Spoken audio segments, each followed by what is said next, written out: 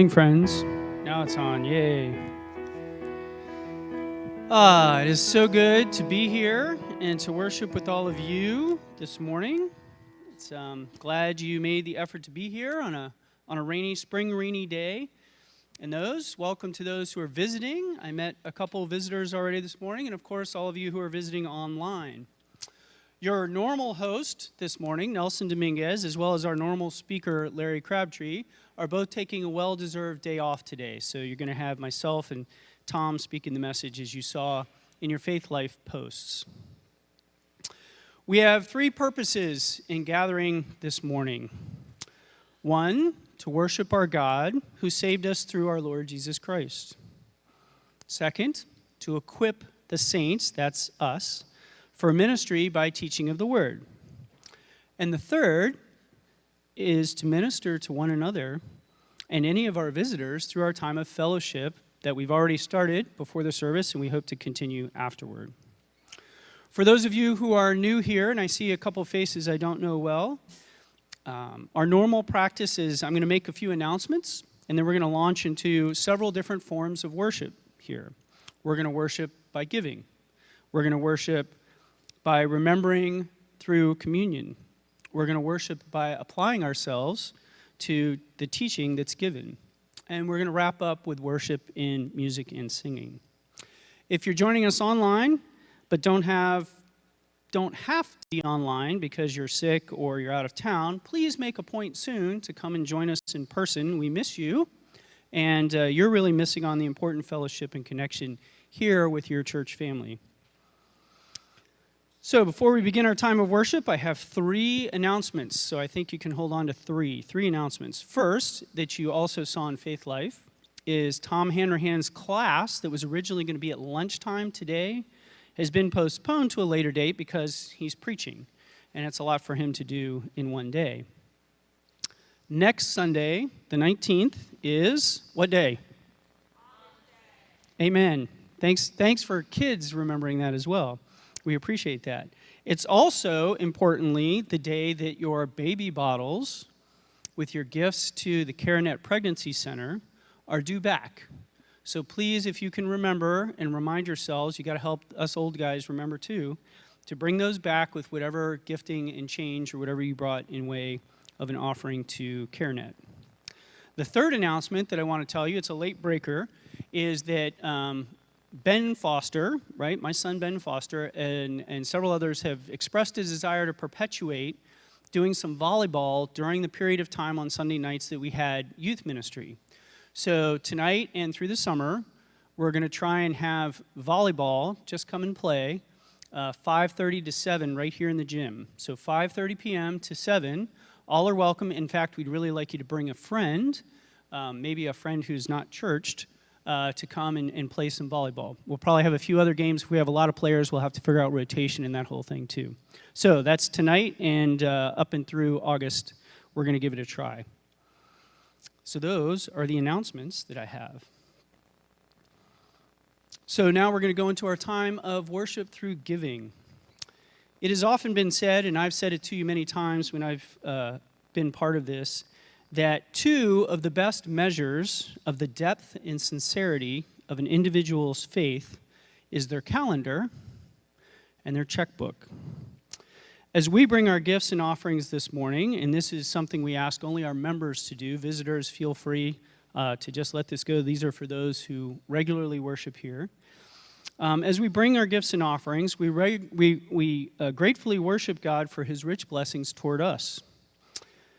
We worship him for saving us through Jesus, for this church, for our brothers and sisters that compose this church, for our leaders and teachers that labor every week to bring us things of value and to keep things organized, for the many people who serve in so many ways, whether it's keeping up the grounds and the facilities or teaching and caring for our young ones, and for this safe and comfortable place to worship.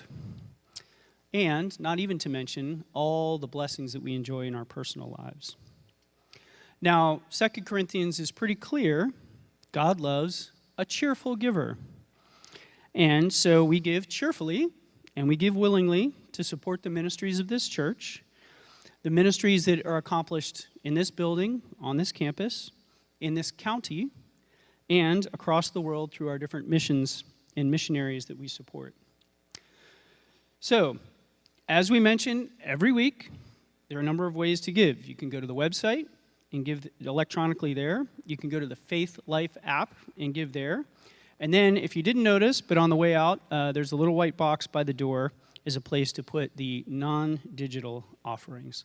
So will you join me as we pray and give thanks for the blessings that God has given us, and we pray for this offering. Let's pray. God, our Father, we just say thank you. You have so richly blessed each one of us as individuals and all of us collectively. You were so gracious and generous and kind to come to earth and to provide a means by which we could be saved through Jesus. And that you made that path, that we weren't rich enough in our own to ever pay, but you made that payment for us. And so out of gratitude for that great gift, as well as the many blessings and joys that you bestow upon us each and every day, protections and the rich provision that you make for our lives, we now want to worship you and acknowledge your graciousness towards us by offering to you just a part of what you've so richly blessed us with. So God, our heart's desire, first and foremost, is that you would be glorified in this, that you would recognize and see our cheerful and willing hearts as we give for your glory.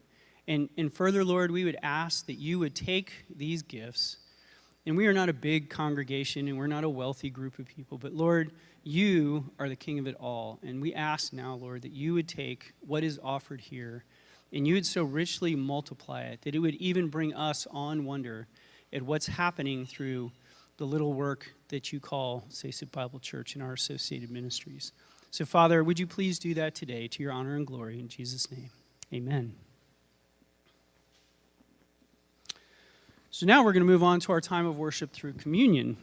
If you didn't pick up one of these little all-in-one communion cups in the basket by the door, I'm sure one of our greeting committee can get you one, or you can walk back there and get it. For our friends online, as we ask you each week, if you have something you can prepare at home that you can use also as your remembrance elements when we go to this time.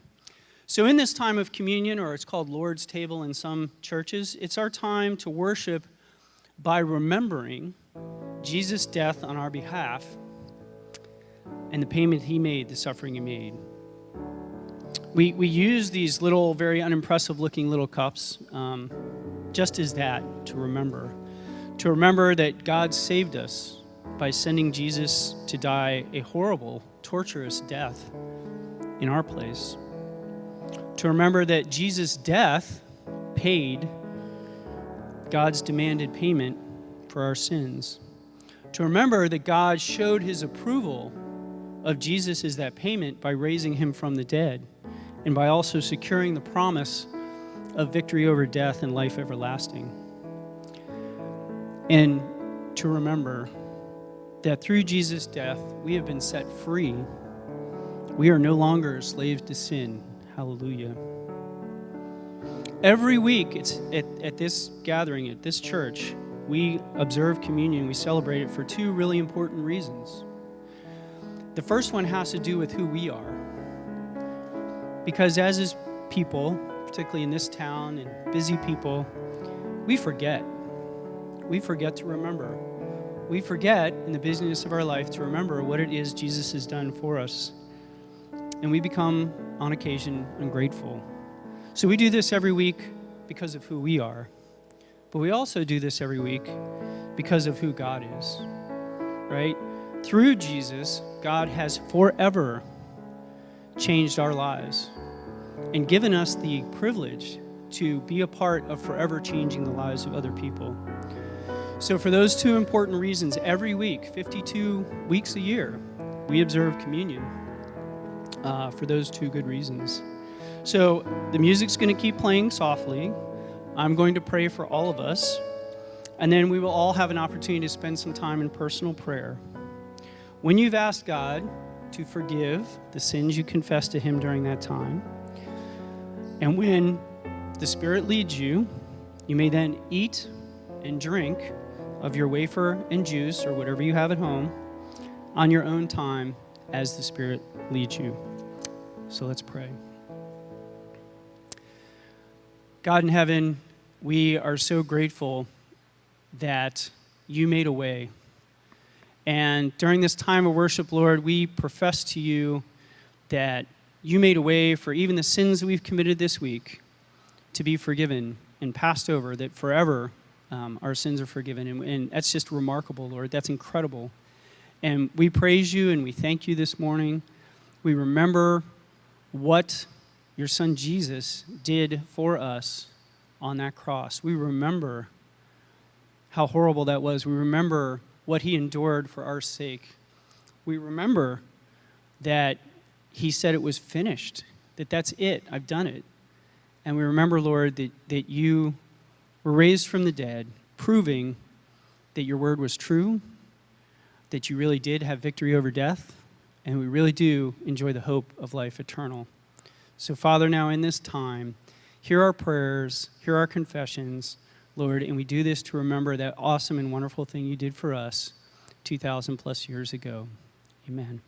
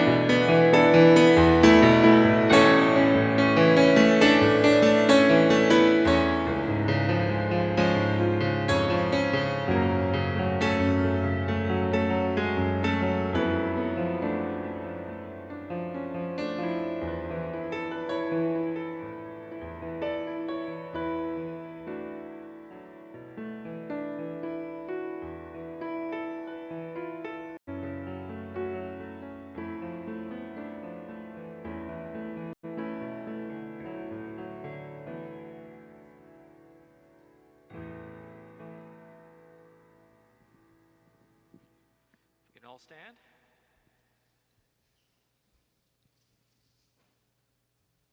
Let's go and just sing some worship to our God this morning. Now that that very brief snowstorm has passed, or a rainstorm has passed, I can actually hear myself again. All right, let's get going.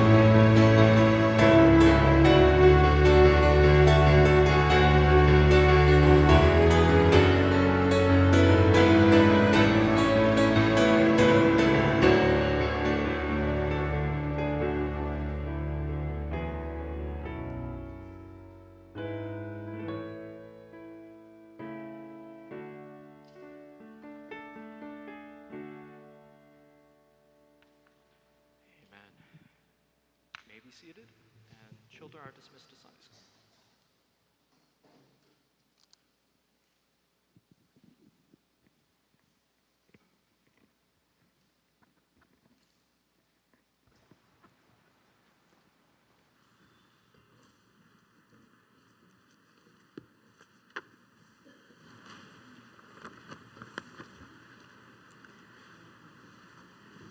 Good morning in the audience. Good morning online. Is the mic okay? Close enough? Okay.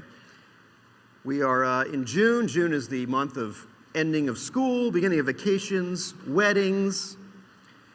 But here at SAYSF Bible Church, we're going to be in the month of Jeramoon. Jeramoon. Because we're studying Jeremiah for a few weeks. 3 weeks of Jeremiah. And you say, 3 weeks of Jeremiah? That's a lot of Jeremiah. Because, if you sat down to read your Bible and you read through the books of the Bible, you know which book would take you the longest to read because it has the most words? Jeremiah would. It is as long as about 11 or 12 of Paul's letters of the 13 that he wrote. And you might say 3 weeks is a long time, but if I told you, hey, I'd like to do a survey of Romans in 3 weeks, you'd say, you can't get through a survey of Romans in 3 weeks, or Psalms, right? So I don't know how I'm going to do Jeremiah in 3 weeks, but we are going to survey it. I would like to recommend my friends here at church that in the month of June, you go home and read Jeremiah. It'll take you about 10, 15 minutes a day if you do that. For overachievers, you can also read Lamentations that Jeremiah wrote. You can pick up a few chapters in 2 Kings, beginning at 22, and 2 Chronicles, beginning at 34. It gives you the historical context. I have a specific suggestion, though. When you read Jeremiah, there's parts of it where God's talking to him and things are happening, but there are parts where Jeremiah speaks. Either he speaks to the people or he speaks back to the Lord when he's working through things. I would recommend that if you're reading Jeremiah, you read the parts where Jeremiah is talking out loud. Why do I say that? Because Jeremiah is a bit of a drama. And if you went to see Shakespeare and you heard someone say, Romeo, Romeo, wherefore art thou, Romeo, you might be disappointed in the play because it doesn't have that passion, right? Jeremiah has a lot of drama. And he says things like, I'll just read a few random verses here. My anguish, I writhe in agony. Oh, the pain in my heart. Or, a few chapters later, woe to me because of my brokenness. I am severely wounded. I exclaimed, this is my intense suffering, but I must bear it. Or, one more section.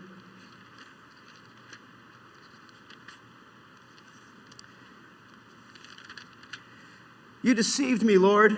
I was deceived. I'm a laughing stock all the time. Everyone ridicules me. Whenever I speak, I cry out. I proclaim violence and destruction. And so the word of the Lord has become my constant disgrace and derision. I say, I won't mention him or speak anymore in his name, but his message becomes a fire burning in my heart, shut up in my bones. I am tired of holding it in. I cannot prevail. This is the kind of thing you find in Jeremiah. And so, a 3-week map of what we'll have. Today is the overview. We're going to cover a lot of ground and read a lot of scriptures through Jeremiah. In week number 2, we'll focus down more in 2 and 3 on certain sections of Scripture. Week 2 is like chapters 27, 28, 29-ish. The title of the message is something like False Prophets and Fake News, where God chastises but gives hope at the end. And then we'll get to the chapters 31, 32, maybe 33, where we find that great trust from Jeremiah and great praise from Jeremiah while he's in a great struggle produces a great promise from the Lord. Today, overview. I'm going to give you 4 reasons why we're going to look at Jeremiah, and then we'll pause for prayer after that. 4 reasons to study Jeremiah. One is a general lack of familiarity. Suppose for a moment, how many books are in the Bible? 66, okay. Let's divide them in thirds. 66 divided by 3 is Thank you, 22. So pretend for a second that you were going to divide the Bible books in thirds by your knowledge. And so you were going to put 22 of them in the, I know these pretty well, and 22 of them in the, yeah, I don't know much about that. And then the other 22 are somewhere in the middle. So you might start, maybe you say Genesis. Oh, Genesis, I know Genesis a lot, Exodus, okay, maybe I know some things about Exodus. Leviticus, nah, it's over here. Okay, so think about that. You have 66 books, and you put them in 3 general third categories. How many of you would put Jeremiah in the, I know this is the best third of 22 books? How many of you would put Jeremiah in the, I don't really know it very well category? All right. So, not that familiar with Jeremiah, hence we're going to go look at it. Number 2 reason is the relevance to our day. Jeremiah, we'll find that God's people, or people that were claiming they were God's people, they're kind of walking away from the Lord. But they're still hoping for God's blessing. I'm still with you, Lord. And there were leaders who were just kind of, sin, whatever, not so bad. And there were some false prophets around, people getting confused about who to follow. We'll find this is kind of relevant to our day. Number 3, in Jeremiah, we're going to see a picture of Jesus, and specifically the human side of Jesus. Every prophet certainly pictures God in some way. Isaiah might be the majesty, and maybe Hosea, you see God's love for his wandering bride. But here we see, like Jesus, who struggles but trusts in his Father. We'll see like the Garden of Gethsemane Jesus, the crying at Lazarus' death Jesus, the sadness at Israel's rejection of him, the anger at the Pharisees Jesus, the resolute going to Jerusalem to die Jesus, and Jesus abandoned by his closest friends. This is the picture we'll get from Jeremiah. It's the emotional thing. In fact, I'll pause to say Jeremiah is called the weeping prophet. And if you are one that tends to emote easily, there are tissues in little carts that we got around here, because this is what we're going to have today. 4th reason, there's much about the future of Israel in Jeremiah. There's prophecies in here, and you read them and you go, I haven't seen that fulfilled yet. Well, when is that going to be? Because we are still in, as Romans 11 says, the times of the Gentiles, where God's not specifically working with the Jewish people as he was in Jeremiah's day. Well, so is he done with them? Is there a future for Israel? Jeremiah speaks much of that. So, let's pray for the Lord to enlighten us, and then we will proceed. Pray with me. Our Father, I ask you from the words of Jeremiah that you break up the unplowed ground in our hearts. That we don't try to sow among thorns. Lord, if there are parts of us who can't hear very well because there's unplowed things in the way, that your word can't sink in because we are holding something, Father, just moisten it and allow us to break it up, that you may speak to us and that we won't be hardened. Lord, don't let your word be sown among thorns today, as Jesus' parable said, that it's choked out by the other things in our life that are more important than listening to you. Lord, those thorns can grow big, so allow us to pull the thorns out and moisten our ground so that you today can help us understand how this book applies to us. We thank you and ask you these things in the name of our Savior, Jesus' name. Amen. An overview, historical background. Where are we? The Jewish kingdom of Israel had broken into 2. The northern kingdom, called Israel, had been taken away by the Assyrians. The southern kingdom is left, Judah, but it is in its last throes. A series of wicked kings has come and gone, and God is not happy, and he's trying to get people to repent. And in the very last attempt God has to get the people to turn around, God raises up 2 young men to preach repentance and to lead or example or model repentance. God takes 2 men, Jeremiah was born at just about the same time as a young boy named Josiah. We read his story in 2 Chronicles 34, and that's where we will begin for some historical context. Because we're covering all of Jeremiah today, the verses will move quickly, just to let you know. 2 Chronicles 34, verses 1, the first half of 2. Josiah was 8 years old when he became king, and he reigned 31 years in Jerusalem.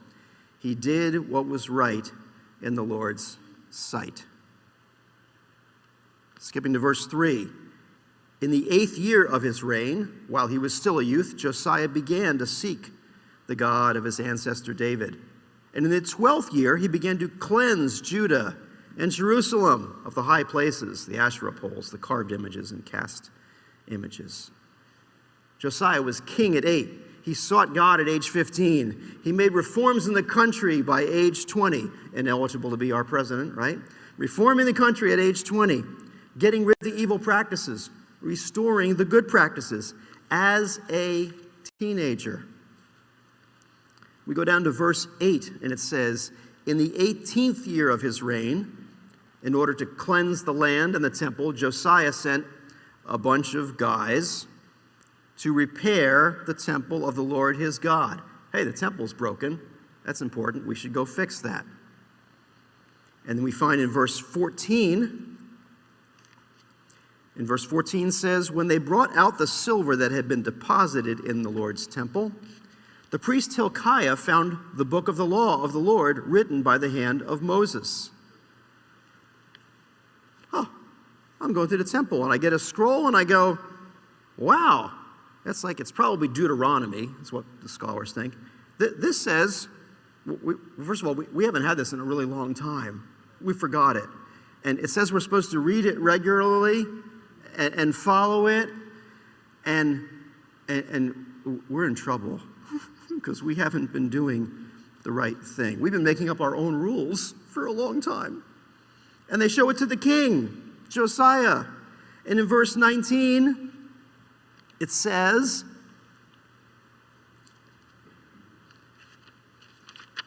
I skipped ahead. 2 Chronicles 34, verse 19. When the king heard the words of the law, he tore his clothes. Oh no, what have we done? And skipping down to verse 21, it says, go and inquire of the Lord for me and for those remaining in Israel and Judah, concerning the words of the book that was found. For great is the Lord's wrath that is poured out on us, because our ancestors have not kept the word of the Lord in order to do everything written in this book. We need to change, the king says. And the king begins instituting the reading of God's word and the following of it. And he finds out we're supposed to hold a Passover every year. Imagine that. And so they hold a Passover. And I will skip all the way down to the next chapter, 35. In verse 18, the summary of that says, no Passover had been observed like it in Israel since the days of the prophet Samuel. You know how long it is from the prophet Samuel to King Josiah? A little over 400 years. Okay, do the math. Take our country back 400 years. What do you wind up in? Plymouth Rock.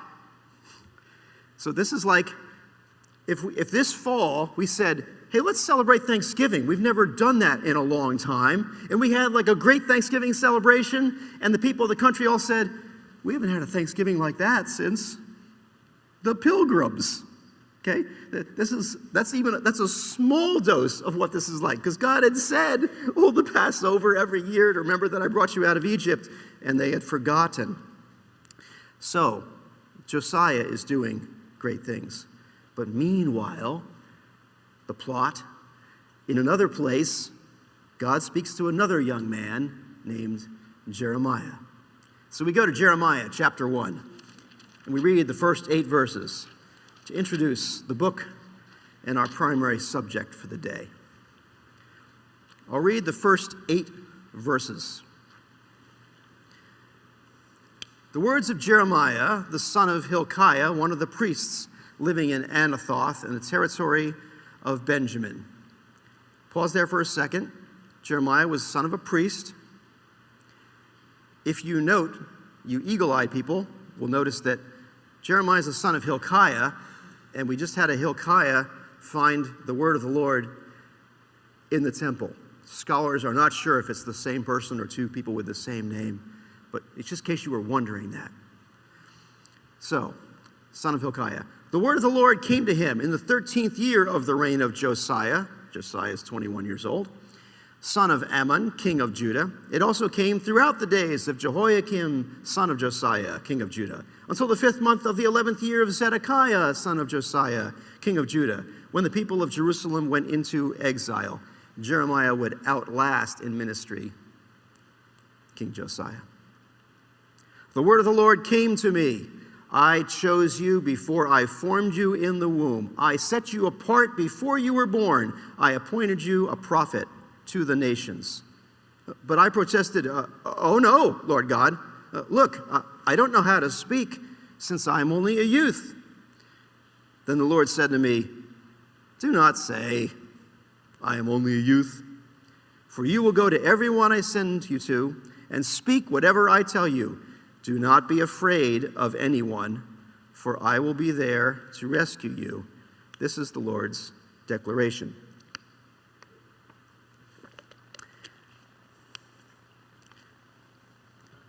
Too young, you say? Says God. Excuse me. I think I've been using your friend Josiah here for quite some time, since he was 8. So just do what I say, because I've picked you out. And in the end, he says, I will be there to rescue you. Now that sounds comforting, doesn't it? I'll be there to rescue you. But the fact that he said, I'll be there to rescue you, implies that he's going to need to be what? Rescued. So right from the beginning, God's not saying, I've got a great deal for you. You just go preach to them and they all repent, everything will be fine. No, I'll be there to rescue you. He's from the line of priests, the one who are supposed to be teaching God's word, and he's told to speak to his own family. Hey, uncles, yeah, you kind of all messed up here. It's going to be hard, but hey, God says, when they go beating you, I'll protect you. Prophet is no picnic. Being a prophet is no picnic. What was Jeremiah's primary message? Condemnation, judgment for the people who left their God but still wanted to claim the benefits. He does offer a promise of hope and restoration along with it, but primarily some judgment. The main issue that Jeremiah was told to take to the people, we find in chapter 2, verse 13. Jeremiah, this is the Lord talking to Jeremiah. God says, for my people have committed a double evil. They have abandoned me, the fountain of living water, and dug cisterns for themselves, cracked cisterns that cannot hold water. Not only are you trying to do something yourself, it ain't going to work. I was to be the source of your strength. And fountain of living water, have you ever heard that elsewhere in Scripture? The woman at the well, right, going for regular water. Jesus says living water. Jesus did not make that up out of full cloth. He's quoting Jeremiah. This will happen again in the book. And the people, still in chapter 2, down in verse 27, they're saying, they say to a tree, you are my father. And to a stone, you gave birth to me. For they have turned their back to me and not their face. Yet in their time of disaster, they beg, rise up and save us. I want to worship the tree and the rock, but when we get in trouble, I'll go back to Jehovah. And God wanted true repentance, not some weekend worship followed by 6 days of doing what they wanted to do. In the next chapter, 3, verses 12 and 13, the Lord says to his prophet, go, proclaim these words to the north and say, return, unfaithful Israel. This is the Lord's declaration. I will not look on you with anger, for I am unfailing in my love. This is the Lord's declaration. I will not be angry forever. Only acknowledge your guilt. You've rebelled against Jehovah your God. You've scattered your favors to strangers under every green tree and have not obeyed me. This is the Lord's declaration. I've got some hope for you. Just got to change. And do you know who the most guilty were out of everyone? It wasn't so much the common people who were ignorant. I mean, they hadn't had the law read to them in a long time, right? But the leaders who were supposed to be teaching had the greatest condemnation. God asks Jeremiah in chapter 5, in verse 1, the Lord says, roam through the streets of Jerusalem, investigate, search in her squares. If you find one person who acts justly, who pursues faithfulness, then I will forgive her. Jeremiah, I have a mission for you. Your quota is 1. Jeremiah goes out, and I have to say, he only misses his quota by 1. Because he finds 1 minus 1 faithful people. And in verse 4 and 5, Jeremiah says, well, then I thought, these are just the poor. They've been foolish, for they don't understand the way of the Lord, the justice of their God. I will go to the powerful and speak to them. Surely they know the way of the Lord, the justice of their God. Look, Jeremiah says, you told me to look in the streets, Lord. Of course they don't understand. I got to go to the palace and say, hey, guys. And what happens there? However, these also had broken the yoke and torn off the chains. Yeah, Jeremiah, from a family of priests, and they don't get it. And he's telling them they don't get it. And being a prophet is not going to be a picnic. Because the leaders, you see, instead of rebuking sin like they were supposed to and guiding into righteousness, they were papering over it. It's not so bad. God is loving. Love is love. God is forgiving. That's all we need to know, right? Isn't God love? Isn't God forgiving? Those are true. But that's not the only thing that's true. And the leaders, here's what they were doing. Chapter 6, verse 14. Speaking of the prophets, the other prophets who are giving other news, and the priests, they have treated my people's brokenness superficially, claiming peace, peace, when there is no peace. It was like you had fallen somewhere and busted your elbow in 3 places, and they go, oh, a Band-Aid, or maybe some healing leaves or some essential oils. Those are good, right? I'm not dismissing the use of good medicine, but it's not. It's sin. Come on. It's just peace. God wants peace. Treating the wounds superficially. There's no peace for those who persist in doing sin and don't want to change it. And this was the case for many people. They were relying not on following God, but just because, look, we're Jews, and Jehovah God is the God of the Jews, and his presence is in the Ark of the Covenant, which sits in the temple in Jerusalem, and as long as we have the temple, God is with us, and we can do whatever we want, and everything will be just fine. And Jeremiah says, not. Jeremiah is told to go preach a sermon in chapter 7. For those of you who have chapter headings in your Bibles, it probably says something like the Temple Sermon. It's one of the more well-known passages in the book of Jeremiah. I will read the entirety of it, verses 1 through 11. This is the word of the Lord that came to Jeremiah from the Lord. Stand in the gate of the house of the Lord, and there call out this word. Hear the word of the Lord, all you people of Judah who enter through these gates to worship the Lord. Jeremiah, weekend comes. I want you to go stand at the front door. And when they're coming in to worship, here's what you're going to say. And there ain't going to be no joy in the house of the Lord when they listen to your sermon. Verse 3, this is what the Lord of armies, the God of Israel says.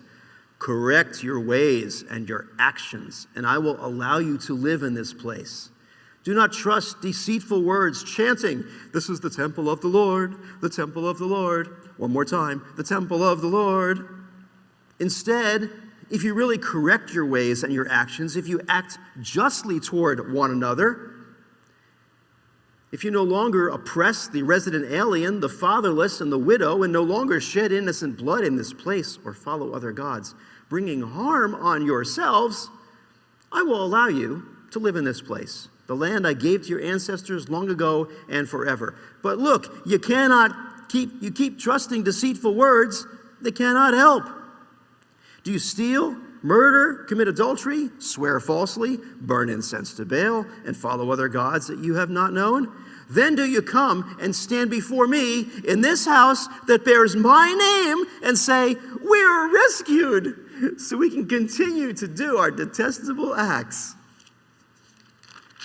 Has this house which bears my name become a den of robbers in your view? Yes, I too have seen it. This is the Lord's declaration. Den of robbers, den of thieves. Have you heard that one before? It was said when Jesus got a whip and cleaned out the temple. Jesus was not the first prophet who made a scene at the temple. He was modeling and quoting Jeremiah. Fountain of living water, cleansing the temple. Got a pattern here. Later, God gave Jeremiah a poignant object lesson to explain how God felt about the people's willingness to sin, but run back to God when they were in trouble. This is in chapter 13. I never got this story in Sunday school, and I don't know why. Because I should have. I would have listened. 13, beginning in verse 1. This is what the Lord said to me. Go and buy yourself a linen undergarment and put it on, but do not put it in water. So I bought underwear as the Lord instructed me and put it on. Then the word of the Lord came to me a second time. Take the underwear that you bought and are wearing, and go at once to the river, the Euphrates, and hide it in a rocky crevice. So I went and hid it by the Euphrates as the Lord commanded me. Where's that? Rocky crevice. There it is. Linen undergarment.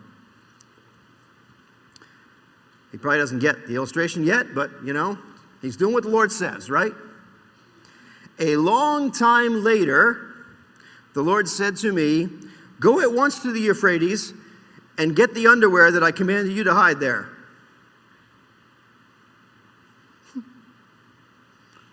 Of course, last time you told me to go put it on without washing it first. So I went to the Euphrates and dug up the underwear and got it from the place where I had hidden it. And it was ruined, of no use at all. Waiting for my next instruction, Lord.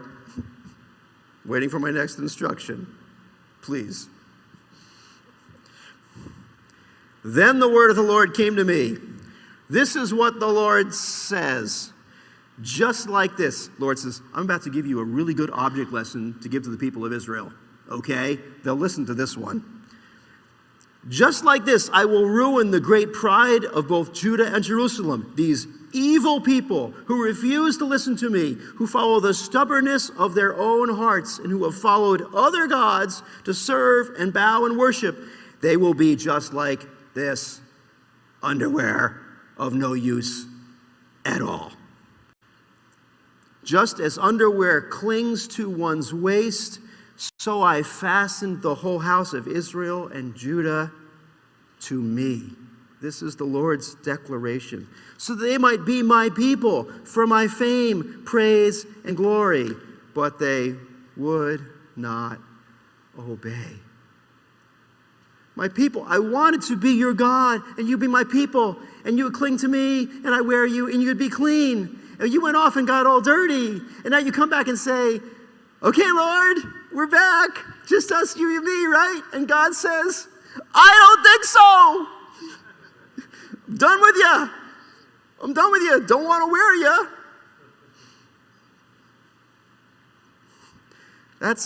You'd have to be there to hear that sermon.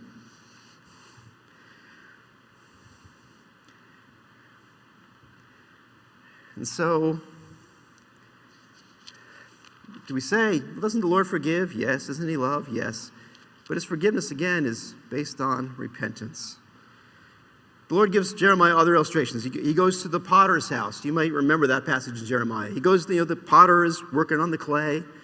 And God says, look, the potter works on the clay. The potter's in charge. And I, God, am the potter, and I will make you into great things if you're willing. But if you refuse, I will make you into a horrible thing and throw you away. It's your choice. That's the message of the potter's house. Read chapter 18. We won't read all that today.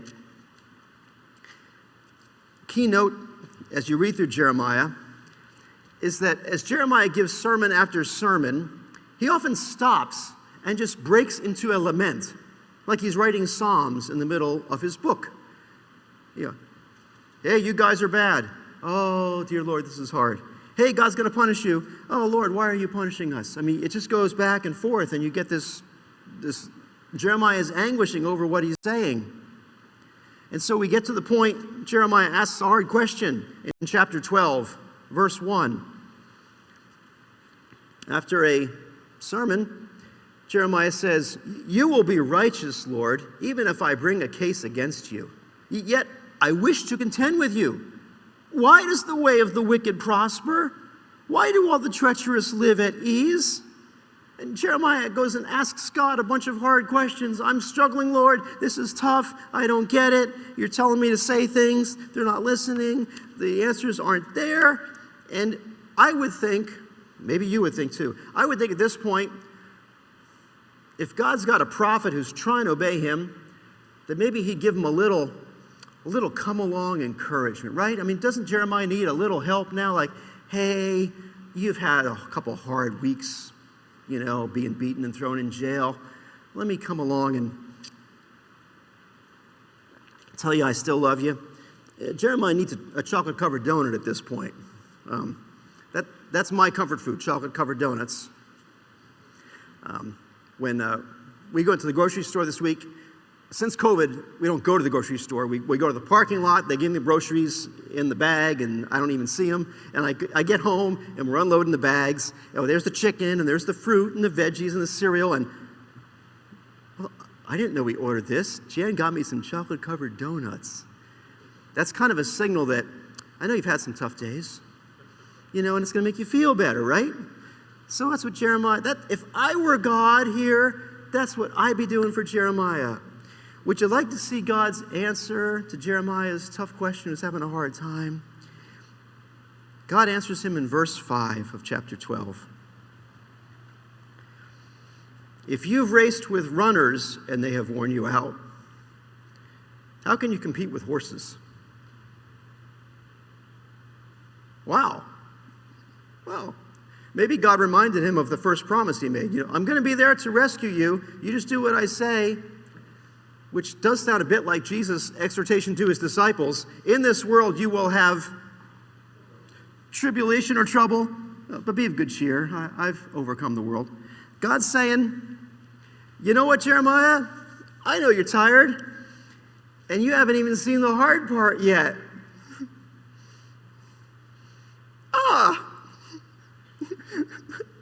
There's no picnic being a prophet. And I'd like to make 2 points of application now. Friends of mine, some of you have gone through some tough struggles, and you've run the race with other runners, and you are pretty tired. And you look at your situation, and as far as you can tell, up ahead, instead of rest, your future looks like you might have to run up against the horses. The Kentucky Derby It's a horse race, famous horse race, about 1.25 miles. I'm not a runner at my age. 1.25 miles, let's just say maybe 8 minutes is a reasonable time to run 1.25 miles. Anybody in the audience here, you runners around, anybody can do 1.25 miles in 8 minutes? Nope, one. Okay. That's apparently a good standard, right? Best 8 minutes. I think if you got the best runners in the world, the times would be close to 5 minutes. And when Secretariat won the Kentucky Derby, you know how long it took him? Get to run against the horses, Jeremiah. That sounds like a hard thing.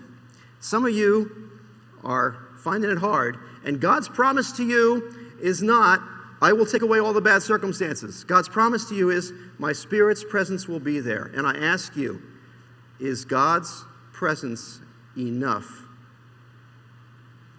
when you face running the horses? Is God's presence enough for you? Second point of application, every church wants pastor teachers to shepherd them, godly men who will teach and exhort and guide. They will be fallible men just like you and I.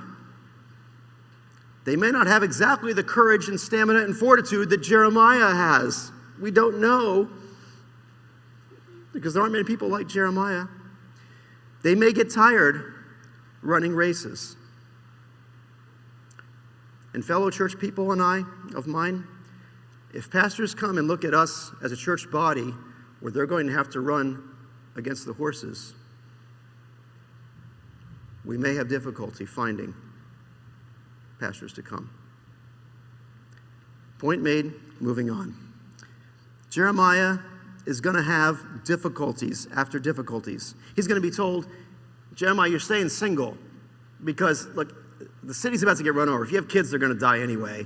And what kind of woman would want to marry you? I mean, you could get beaten up and made ridicule of. So, yeah, you're just going to stay single. Jeremiah is put in stocks. He's tossed down a well, standing in the mire, left to starve.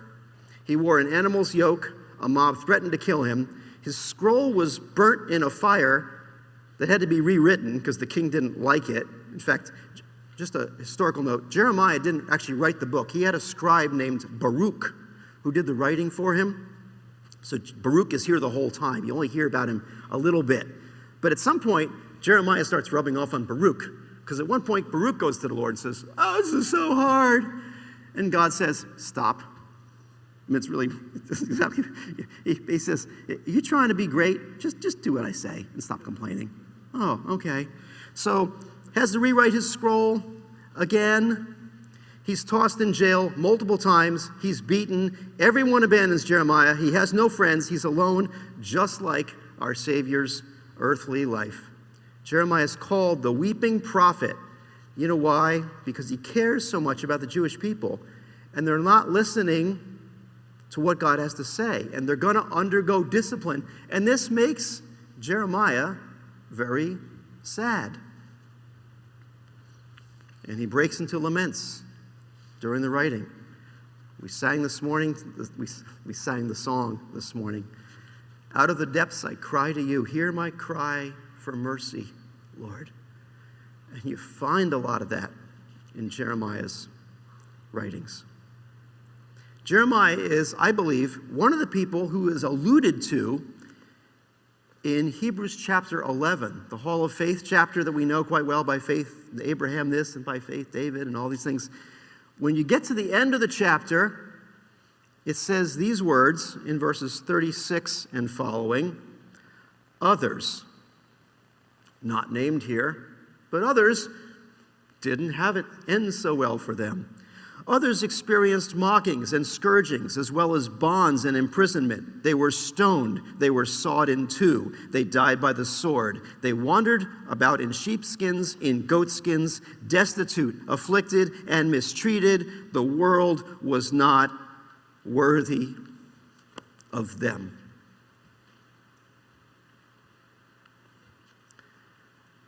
And so God announces the result. People, you're going to be taken over and led away as slaves for a couple generations. Chapter 25, God declares the sentence finally because they're not listening. Jeremiah 25, I'll skip around a few verses, starting in verses 2 and 3. The prophet Jeremiah spoke concerning all the people of Judah and all the residents of Jerusalem as follows. From the 13th year of Josiah, son of Ammon, king of Judah, until this very day, 23 years, the word of the Lord has come to me, and I have spoken to you time and time again, but you have not obeyed.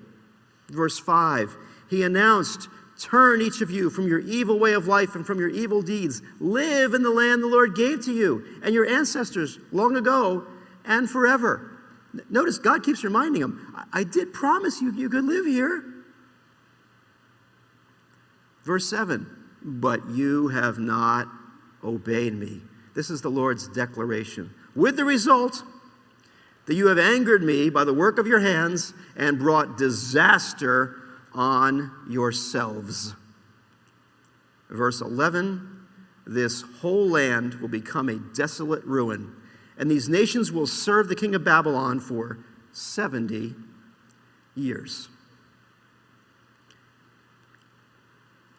It's interesting to note, when you get to the book of Daniel, Daniel at some point picks up the scroll of Jeremiah and says, oh, it says 70 years and we're out of here. And I'm an old man now, I've been here almost 70 years. It's almost time to go. Yeah, so eventually you get hope. 70 years, not forever. Because for all the words of doom and gloom Jeremiah gives the Jewish people, he offers God's words of hope. God is disciplining his people, but he's not abandoning them. He's giving them what they deserve at the time, but he's not reneging on his promises. He's told them, look, indeed, the Messiah will come from David's line. And one day that will happen, says the Lord. It's just not going to be today. There are words of hope for the future in Jeremiah. We'll read just a few of them today. A couple from chapter 23, verses 5 and 6. 23 verse 5 says, look, the days are coming. This is the Lord's declaration. When I will raise up a righteous branch for David. He will reign wisely as king and administer justice and righteousness in the land. In his days, Judah will be saved and Israel will dwell securely. This is the name he will be called. The Lord is our righteousness. Jehovah Sidkenu. Jehovah, the Lord, is our righteousness. Extending this more in chapter 33, verses 25 and 26. Jeremiah 33, beginning in verse 25. This is what the Lord says.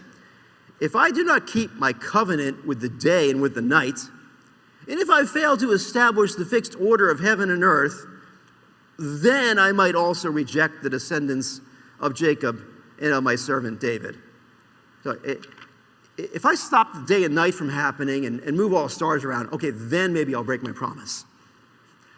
It's his way of saying, not going to break my promise. You're going to get a king. Has that happened yet? Well, they're not dwelling securely, but the king has come. There's words of hope for the future. Jeremiah and many other prophets said many times, Judah and Israel, the two kingdoms, they're going to be restored. They're going to be put back together as one. And the Jews once again will be God's special people, the focus of his love. And instead of these phony human shepherds they had at the time, one day they're going to get a good shepherd who would give his life for the sheep, who will lead them in green pastures and beside still waters, and who will restore their souls and guide them in paths of righteousness. His name would be Jehovah Sidkenu, the Lord our righteousness. Jesus would be the righteous one, and we his people would be the righteous people in God's sight, because we are declared righteous in Jesus' sight.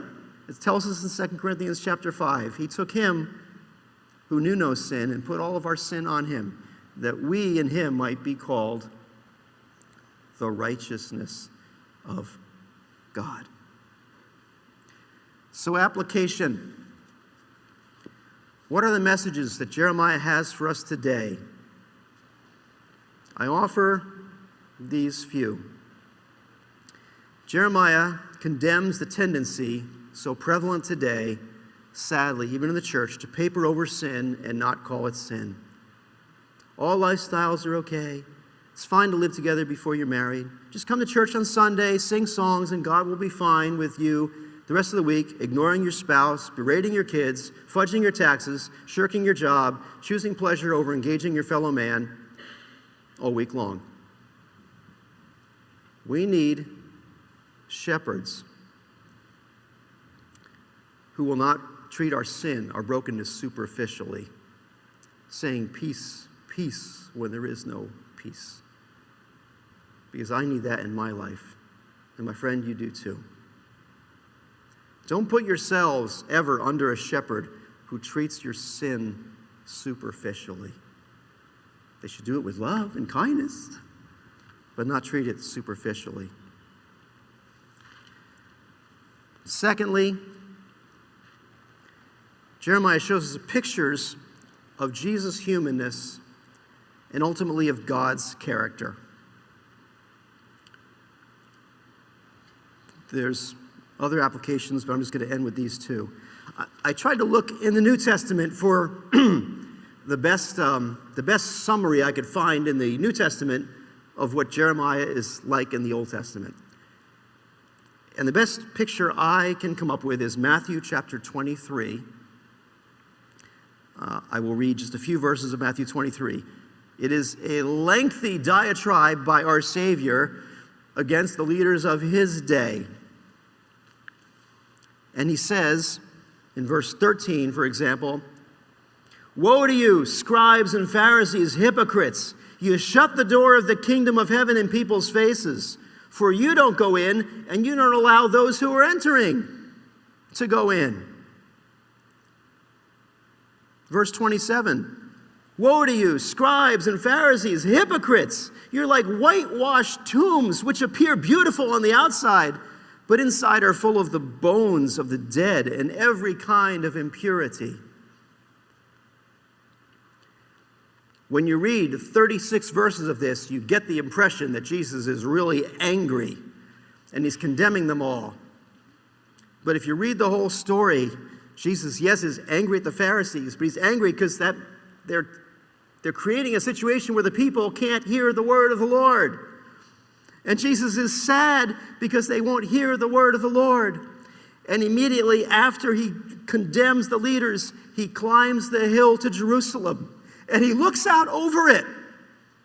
And he says in verse 37, "Jerusalem, Jerusalem, who kills the prophets and stones those who are sent to you. How often I wanted to gather your children together as a hen gathers her chicks under her wings. But you were not willing. I wanted to be your Savior, and someday I will be. But not today. Behold, your house is left to you desolate. For I tell you, you will not see me again until you say, blessed who comes in the name of the Lord. Someday, I'll be your Savior. But it's not today. God's character is shown here. His loving discipline. Hebrews 12:6 says the Lord disciplines those that he loves. He doesn't chastise us because he hates us. He chastises us because he loves us. If I had to pick one verse out of the whole book of Jeremiah that sums it up the best, I would not pick one of the verses of God's judgment. I would pick the verse that shows God's heart. Chapter 31, verse 3. The Lord appeared from far away. I have loved you with an everlasting love. Therefore, I've continued to extend my faithful love to you, my mercy to you, my grace to you, my chesed. The word that just embodies all of God's heart and kindness and grace and mercy into one Hebrew word. I've always loved you. I always will love you. I loved you with an everlasting love, and I just want you to come back to me. And I will punish you until you realize that's the case. That's what I want, is you return to me, because I've loved you with an everlasting love. For God so loved the world that he gave his only begotten Son, that whoever believes in him will not perish, but have everlasting life. The message of Jeremiah is a message of God's love for people who are going astray. But don't forget, it is a message of God's love. And so in this month of Jeremoon, I encourage you to go find Jesus in the words of Jeremiah. I think you'll be encouraged by doing so. Let's close in prayer.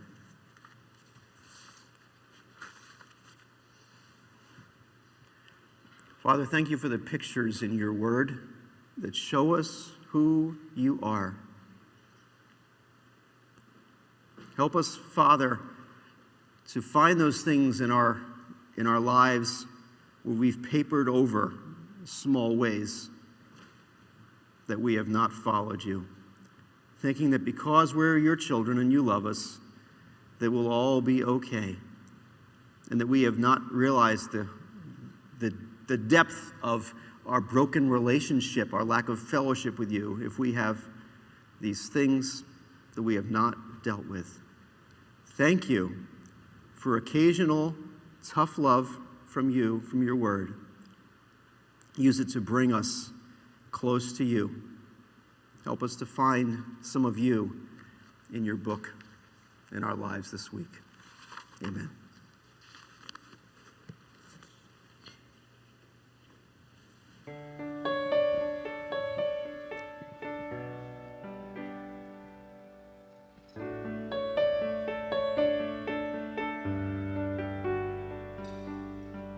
We can all stand.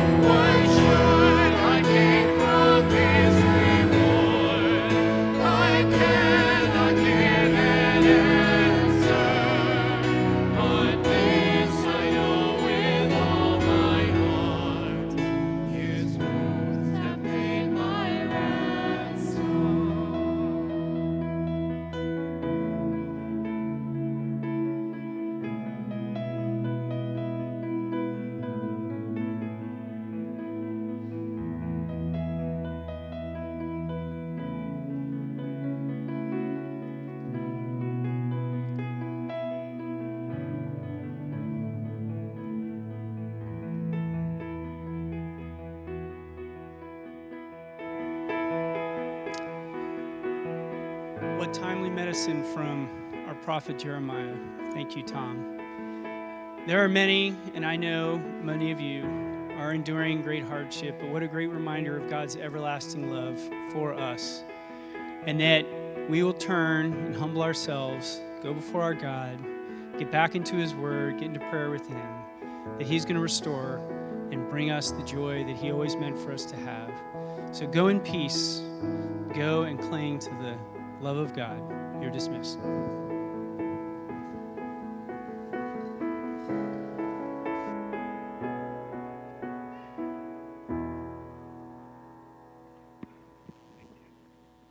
I think you might have still been muted. I think you might